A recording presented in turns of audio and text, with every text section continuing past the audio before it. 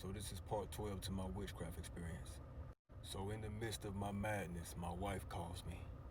She explains to me that she feels my rage and she needs for me to calm down because she can feel me on her end. And yet again, I got the whole household stirred up.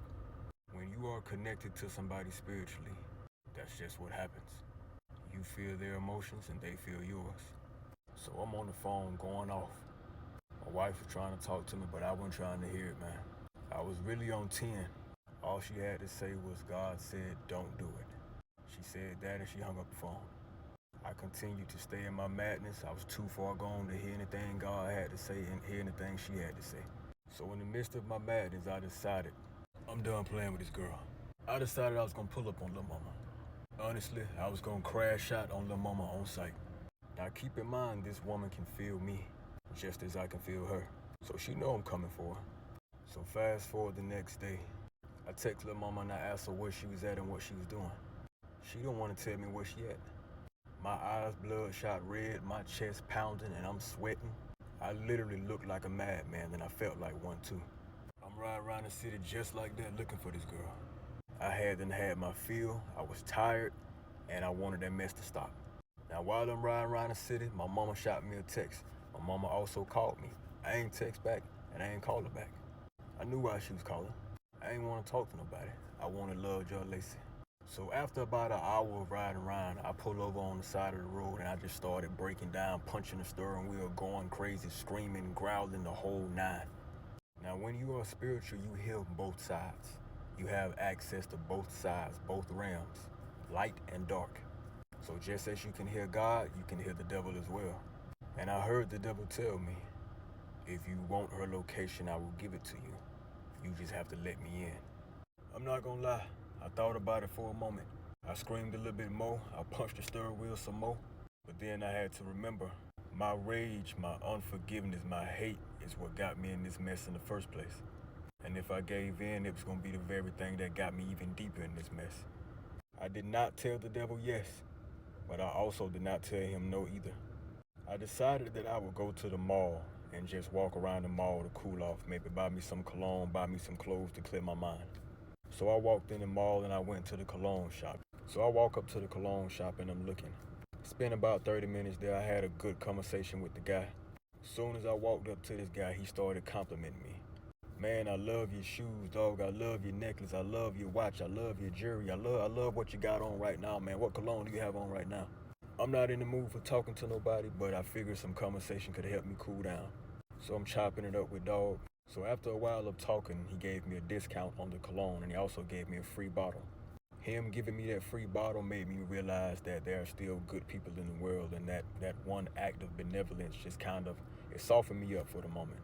He gave me his number and he said, bruh, if you ever want any more cologne, hit me up and I got you. So I went back to the car feeling good, man. This guy just did something nice for me. I feel a lot better now. I text dude, I lock his number in, I go home. Now one thing about the devil is, he gonna always make sin easy for you. He will always make self-destruction easy. Tell me why this dude that I just met that sold me the cologne sends me a long paragraph and tells me, bro, I can tell you an OG. He tells me I'd do anything for you, OG. If you need me to ride on somebody, I will. I'm hard up on money right now, behind on my bills, so if you need me to put in some work, let me know something. You just send the word and I'll do it. Where I'm from, we call them crash dummies. Now keep in mind, this dude was older than me. I just met this dude, but I do believe that he was in fact sent by the enemy. That free bottle of cologne that he gave me was to reel me in. I then heard the devil tell me again, you don't have to do it now. Let him do it. Either way, the results will be the same. You don't have to let me in. Just send him the word. And I'm not gonna lie, I thought about it. It's tempting. And yes, he kept texting me back to back to back, asking me, so what's the word? What's the word? I sat on my couch and I thought about it. I thought about it deeply. And then what my wife said to me that prior night, it clicked. God said, don't do it. This was in fact what he was talking about. I texted dude back and I told him, I'm good, bro. I appreciate you though. I called my mama back, told her about what happened. Her only words of advice was, don't let the devil fool you. I called my wife and I told her what happened. And what she said was she wanted to talk to Lovejoy Lacey. And I'm like, what? She said at this rate, this thing gonna end in one way. You offing her or her offing you. So I want to talk to her. I want to see where her head at. I'm a woman, so I know how to gauge another woman. I tell her, nah, I ain't doing that. But she insists on it. So I gave her the girl number. She called her with me on three-way. I had my phone muted, and she picked up the phone. Started off cool.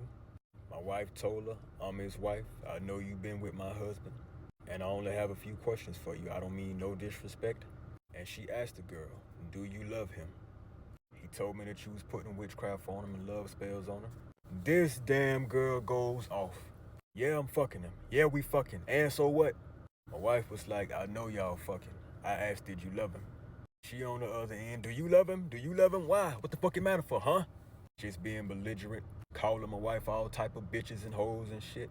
I'm on the other end of the line like, boy, this shit, yeah. She denying even putting witchcraft on me. She acting like she don't even know what witchcraft is.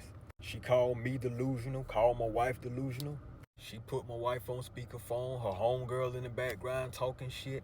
Conversation didn't last that long, man. She just kept calling my wife a bitch, blowing up, getting all hot-headed. Meanwhile, my wife just chilling. That phone call was an epic fail in my opinion. But she hangs up, and then my wife tells me, really? That's what you been fucking? Her? She's a fucking peasant. I ain't gonna lie, I felt kinda bad. That hoe did show her ass. I really had to ask myself, damn nigga, is that what you been fucking with? So after that phone call, you can only imagine the hell I went through. Of course she cut up the volume. Of course she put more separation spells on me and my wife. Of course I saw my wife having sex with that dude every night. Of course my wife saw me fucking this hoe every night. Of course I was even more unstable than before. Shit just got real bad. But I remembered, rage is not the answer. Unforgiveness, hatred, guns, knocking people out, shooting motherfuckers, that is not the answer. So I figured if my prayers are not enough, then I need to get more people involved. I called my mother, told her to pray. Called my wife, told her to pray. Called my auntie, told her to pray. My brother. I needed a team of prayer warriors to help me get out of this thing. Sometimes we need help. Sometimes we ain't enough. So I had them praying. And then I contacted Elle again. Told Elle that the girl was turning up on me and I needed something done. Elle recommended a cord cutting. A cord cutting is the opposite of a binding spell. A binding spell binds two people together. A cord cutting separates two people, but on a spiritual level. I needed to close off the access that this woman had to my spirit. So a cord cutting is what needed to be done. So I have my whole family praying. I'm praying. I'm doing the cord cuttings. I also have Elle doing the cord cutting. And I also had her look into what this woman was and who she was in the spiritual world. The results truly blew the hell out of me. Part 13 on the way. Who is Lovejoy Lacey?